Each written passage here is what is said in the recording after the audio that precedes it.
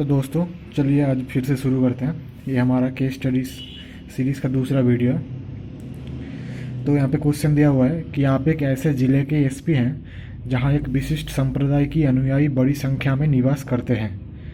ज़िले में एक बृहत आश्रम भी है जहाँ उन संप्रदाय के अनुयायी नियमित रूप से एकत्रित होते हैं। अवैध गतिविधियों में संलिप्तता के कारण उस संप्रदाय का नेता न्यायिक निगरानी में है।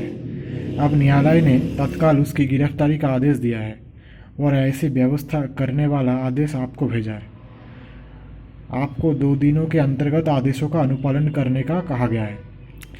उक्त नेता की गिरफ्तारी की आशंका में महिला और बच्चों समेत अनुयायियों की एक बड़ी संख्या पहले से ही आश्रम में आज पहुंची है। खुफिया इकाइयों ने आश्रम के अंदर न केवल भोजन और पानी के पर्याप्त विशाल भंडार बल्कि शस्त्र की भी सूचना दी है। आपके द्वारा अनुयायियों से स्थल को खाली कराने के लिए किया गया निवेदन विफल रहा है। यहाँ पे क्वेश्चन दिया हुआ है कि लोगों द्वारा अवज्ञा किए जाने के कारण क्या हो सकते हैं। इस मामले से जुड़े मुद्दे को सूचीबद्ध कीजिए एवं आपकी कार्य योजना क्या होगी। तो चलिए उत्तर शुरू करते हैं। तो पहले हितधारक कौन कौन से यहाँ पे एसपी यानी स्वयं एसपी हैं यहाँ पे। दूसरा विशिष्ट समुदाय के नेता। तीसरा उस संप्रदाय को मानने वाले जो भी व्यक्ति हो, स्त्री पुरुष जो भी है वो होंगे। चौथा कोर्ट या फिर न्यायालय। तो दूसरे पहला जो है लोगों द्वारा अवज्ञा किए जाने के क्या कारण हो सकते हैं। तो ये रहा। पहला है अंधविश्वास का प्रसार। अंधश्रद्धा एवं अज्ञानता जो भावनात्मक आवेग और उत्तेजक व्यवहार के उत्पत्ति का कारण बनती है। इस प्रकार का व्यवहार आगे चलकर समूह के दबाव का कारण बन जाता है। दूसरा दिया हुआ है एक कानून प्रवर्तन अधिकारी को उसके कर्तव्य का पालन करने से रोकने के परिणाम एवं मुद्दे की समझ या गंभीरता का अभाव। तीसरा दिया हुआ है भीड़ द्वारा किए गए कार्यवाही में सुरक्षा की कथित भावना जो अनियमितता और जिम्मेदारी की अस्पष्टता उत्पन्न करती है। चौथा है सॉफ्ट स्टेट यानी मृदु राज्य की अवधारणा और कानून का खराब प्रबंधन। इसी कड़ी में 5वां जो पॉइंट होगा, अब भी यहाँ पे जो दिया हुआ है कि कौन कौन से मुद्दे हैं। तो यहाँ पे मुद्दे इस प्रकार के हैं। पहला, समाज में वैज्ञानिक मनोवृत्ति और तार्किकता का अभाव जो नैतिक शिक्षा पर ध्यान न केंद्रित करने वाले हमारे शिक्षा तंत्र में कमी का परिणाम है। दूसरा, अधिकारी की नैतिक दुविधा, न्यायालय के आदेश का शीघ्रतापूर्वक पालन करना जो मौजूदा स्थिति में लोगों के विशेष रूप से महिलाओं और बच्चों के बीच हिंसा का कारण बन सकता है। अब मेरे लिए क्या कौन से कार्य मैं कर सकता हूँ, ये यहाँ पे दिया हुआ है कि मेरे कार्य योजना कौन से होंगे।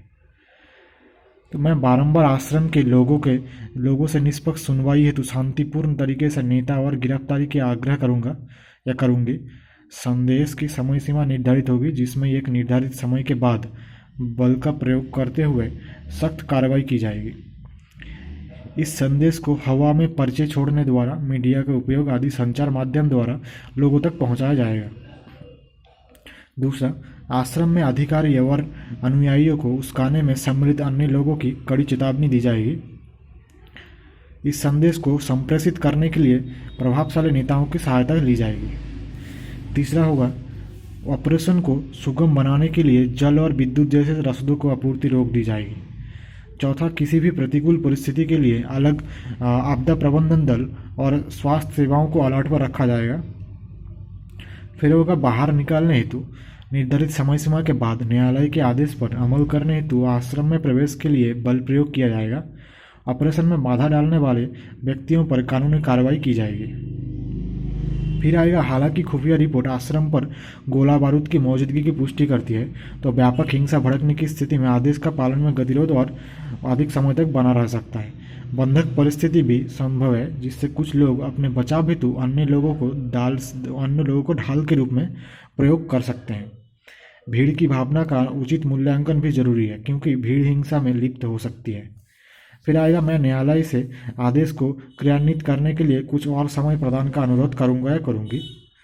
फिर आएगा शहर में शांति एवं भाईचारा को बनाए रखने हेतु इस घटना को स्पष्ट रूप से कानून और व्यवस्था की समस्या के रूप में प्रस्तुत कर किसी भी प्रकार के अंतर सामुदायिक टकराव को बचने से हर संभव प्रयास किया जाएगा। घटना का राजनीतिकरण करने में सम्मिलित लोगों की विरुद्ध भारतीय दंड संहिता यानी आईपीसी और संबंधित धाराओं के तहत मामला दर्ज किया जाएगा। तो एक क्वेश्चन यहाँ पे समाप्त हो जाता है।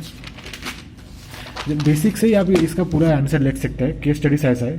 पर इसके लिए मेन ये है कि आपको इथिक्स पूरा जो स्टडीज पार्ट है उसे आपको अच्छे से पढ़ना होगा। फिर आप समझ जाएंगे कि कौन कौन से पॉइंट आपको देना चाहिए, कौन कौन से लिखना चाहिए, कौन कौन से नहीं लिखना चाहिए। तो पहले आप क्वेश्चन को अच्छे से पढ़ लेंगे, ठीक है, फिर अपने आप सोचेंगे कि क्या करना चाहिए, क्योंकि यहाँ पे क्वेश्चन दिया हुआ है, इसके तहत आप सोचेंगे तो एकदम बहुत अच्छे से क्वेश्चन आ जाएगा। तो ठीक है, चलिए समाप्त करते हैं इसको आज।